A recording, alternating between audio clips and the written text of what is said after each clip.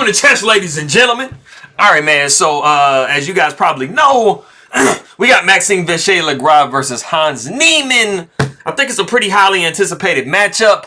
They're actually playing it right now. I'm like super early, so I went ahead and, kicked it off right. Grabbed game number 1 for you. See who strikes first. As always, my people coming from the Philippines, I will say maraming salamat. Anybody who is coming from France, I will say merci beaucoup. But man, if you guys are ready to go, man, this is the Blitz, the first Blitz game. So they're playing 5. I believe it's 5+1 is the time frame. So if you guys are ready to go, man, let's take a look at what we got for this game, son. All right, so we got E4, best by test. Bobby Fischer said it. We got the move E5. We do see knight to F3. Knight goes to C6. So this is by far going to be the biggest way that you play. You're trying to grab space. Black is doing the same thing. White is saying, I'm going to attack your pawn. Black saying, I'm going to defend my pawn. So all standard stuff to this point. We do see bishop to B5. And this is trying to undermine the protection of E5. Now, we can get very tactical if you just take and then, you have a situation where knight takes. It can get very tactical for you. So you got to be kind of careful, homie. We do see A6, which is known as the Morphy defense. You guys might have heard of somebody named Paul Morphy. He was a pretty famous chess guy back in the day. We got bishop going back to A4. You pretty much have kind of like 2 main options, you kind of have 3. I mean, you can drop the bishop back like one of these 2 spots, or you can just simply capture. It does double black's pawns, but I mean, it's been shown that the endgame is very legitimate to play. And like I said, it can be pretty trappy. You got some, bishop G4 situations going on. So it can get kind of dicey for you. But we just see bishop to A4, which is by far the most common way that we see people play these days. We got knight to F6, and we have castles. And fear not, you are not dropping this pawn. You are, after rook to E1, going to be able to get a lot of pressure on this king that's still stuck in the center. We do see bishop E7. Now, this move here, though, it does negate everything that I just got done saying. There is no more play on this file because we have blocked the king. So it is at this point that you do need to kind of do something about that pawn on E4. So sometimes you see D3, sometimes you see knight C3, you see rook E1, which we see here. We got B5, just basically making bishop take C6 an impossibility now. We got bishop dropping back to B3. We got castles by black. And then we do see A4. This is a very common way to go about, attacking this structure here. You see it a lot of the times when you play like Sicilian defenses. You will see this type of a construction, especially like in a Najdorf. So A4 is just a really common way to try to break that down. So we do see bishop going to B7, just making sure that if we capture, rook captures on A8. We got bishop capturing or a queen, however you want to do it. We got the move D3, just securing this pawn structure. We do see the move D6. We got knight B to D2. And basically, you have 2 separate options. You can go this and this and this, and that is pretty much kind of how you want to get to G3. Or you can also go this, this, and then this. So pretty much when you see the knight move, it's most likely going to be kind of going, to this G3 square. Not always. Sometimes it goes to E3. It just depends on the situation you got. But we do see that right now. We got the move knight to A5. So like I just said, with white wanting to try to, maneuver their knight around to G3, black basically says, hey, man, I got two things right here. I want to push this pawn and try to gain some space, but I also want to attack this bishop, trying to make a knight to F1 very, very undesirable because you're going to have to deal with this damaged pawn structure. So that is, kind of making you consider what you want to do. So we do see bishop dropping back to A2. We got the move C5, like I said, trying to gain some space. Knight goes down to F1. So now we're going forward with our plan. And then we do see the move B4. And from a positional perspective, I actually thought this would be a good guess the move portion. There is a nice, I'll call it a freeing move that white can play in this position. If you want to pause the video and try to guess that move, go ahead and do so.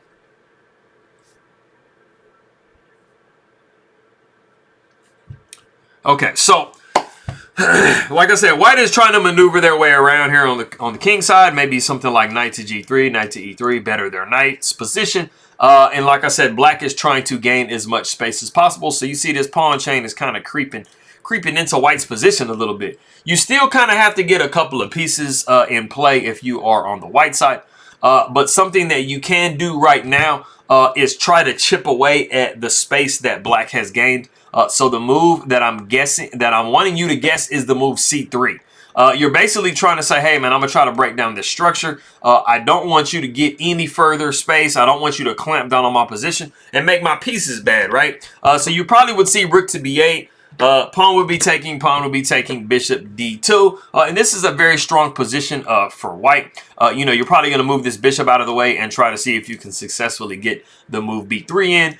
Kind of put the bishop back on b1 and kind of make it bite on this rock. So both players are kind of fighting for very similar, you know, ideas and space and things like that. But after we did see b4, we actually did not see that. We saw bishop to d2 immediately, which isn't bad. I mean, it's a good move for the position, but you definitely have to be considering playing c3 at some point. We got bishop dropping back to c8, trying to do a possible maneuver like this to, you know, this bishop is really strong on this diagonal going up to f7, so we're trying to combat that. We're also still trying to make this b3 move a possibility here. We do see knight going up to e3, so Maxime decides that he wants to kind of go this direction with it, and then we do see bishop to e6, and we have the novelty of the game, and it's probably not a move that you would guess. c3.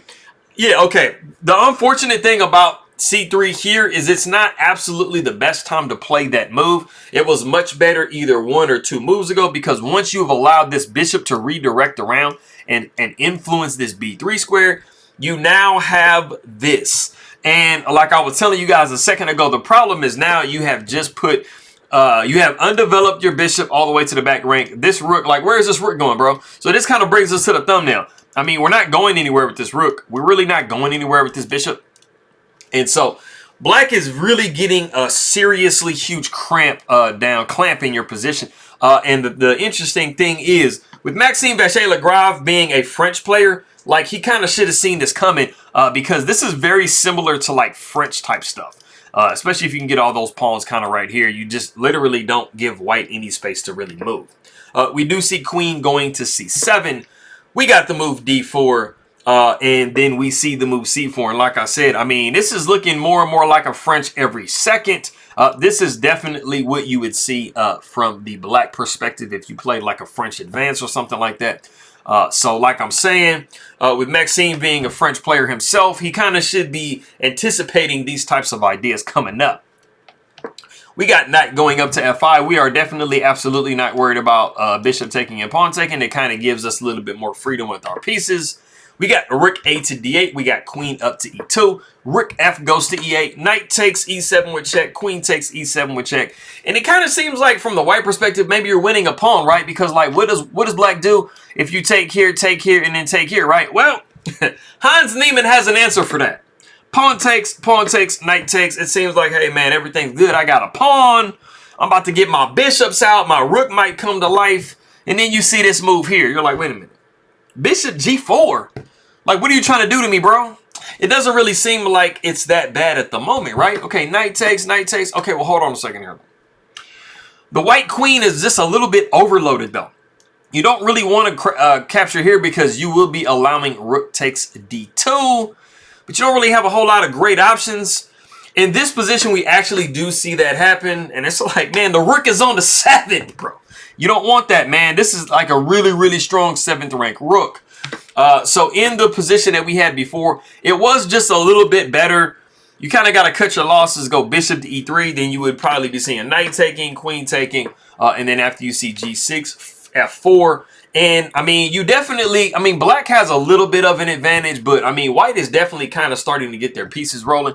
They actually have some dreams of maybe pushing e5 right here and getting their bishop into play some kind of way.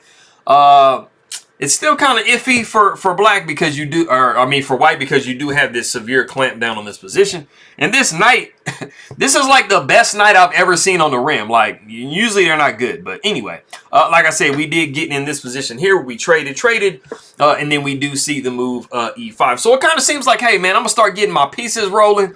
Everything's going to be everything. We do see queen going to c5 for Hans. And, I mean, he's just tickling. He's trying to see, like, I mean, does white have any ticklish pieces, homie? Because he is hitting this pretty strong right here. So we see Maxime vachier-lagrave go queen to h4, which kind of seems like, hey man, like it's placing a little bit of an attack here on the h7 square. But I mean, black is just able just to go g6. And then we actually have the move queen to f4, which seems multi-purposeful because you're hitting this pawn right here. Or not, you're not hitting this pawn. You're hitting this rook right here. And you are defending this pawn right here, right? Actually, absolutely not. Let's go back in this position. Let me show you a better way to actually go about doing that. And it is actually to go queen to f4 immediately. And you have a really nice trick in the position if you do see black trying to grab some material. Like I said, you are hitting this. You're defending this from this right here. But the most important thing is after we see queen taking e5, which of course, you absolutely can't take queen take, rook take, and then rook take because you're looking at back rank mates. And that is one of the problems with you not having your pieces developed over here. But you actually have a really, really nice discovered attack. It's not really a discovered attack, but it's a way to kind of, it's a clearance sacrifice basically. And that is bishop taking h7 with check. Got him! Yes, exactly. I mean, you can move the king if you want to, but I mean, the issue has been resolved. Now, after, let's say, king takes h7, you do have the ability rook takes e5 right here now. And you do not have any back rake issues because you have cleared the bishop out of the way of the rook. So that is the major difference that you have. But in the position that we actually see in the game, like I said, you have this. You have allowed black to play h7. So after we see queen to f4, queen takes e5. And it is in this position that Maxime vachier-lagrave resigns the game. Because, like I mentioned a second ago, this, you do not have a bishop takes h7 with check. Discovering an attack, clearance sacrifice. You just have this. And this doesn't work. This ends up getting you mated completely after we see this and this and this. So even at the very highest levels of chess, you do see back rank mates are possible. So that was, it was crazy because it seems like the idea would just work two separate ways. But sometimes the problem is, you wait too long to play an idea and then it becomes null and void. And then you have a crucial piece of making that specific thing work and it just doesn't work. So like I said, in this position, queen to f4, protecting, attacking, defending with this idea was something that you had to go into. And so that is that. So all my people in the Philippines, maraming salamat, magandang umaga. It is like super early morning there, so I don't think anybody's up yet. But magandang umaga when you do wake up. Almasal tayo to you. Mabuting pagbati when you wake up. Hopefully you guys rested well. Anybody who is coming from France, I will say bienvenue, mes amis. Comment ça va? Comment allez-vous? Merci beaucoup for watching my video. I appreciate it very much. And I'm going to see everybody next time.